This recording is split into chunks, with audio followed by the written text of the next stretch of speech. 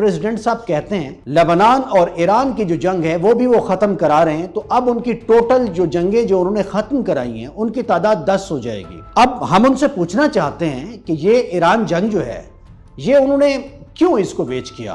क्या उन्होंने जिस तरह से गुज़श्ता साल कहा था कि ईरान का न्यूक्लियर बम जो है उसको हमने ख़त्म कर दिया है, अब वो इस काबिल नहीं है, तो वो किस नतीजे पर पहुंचे? उनके पास कौन सी ऐसी इंफॉर्मेशन थी कि नेतन्याहू के एक टेलीफोन कॉल के जरिए उन्होंने 28 फरवरी को ईरान के ऊपर बमबारी का आगाज कर दिया, और बाद में जब स्ट्रेट ऑफ हार्मुज ब्लॉक हुआ तो उनसे जब पूछा गया तो उन्होंने कहा हमें ये तो इल्म नहीं था कि ईरान रद्द अमल में स्ट्रेट ऑफ हार्मुज को ब्लॉक कर देगा।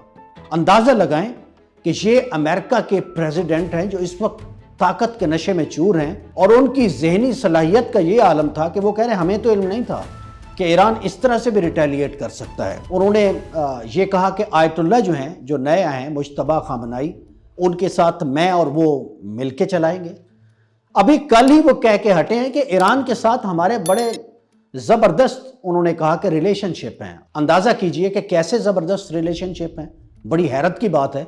साथ उन्होंने कहा कि उनके साथ हमारे ग्रेट रिलेशनशिप हैं with the combination of 4 weeks bombing and naval blockade. मतलब जो ताकत के इस्तेमाल को ईरान के खिलाफ इस्तेमाल करके समझते हैं कि हमारे उनसे ताल्लुकात बेहतर हो जाएंगे, तो वो इस तरह के स्टेट ऑफ माइंड में रहते हैं।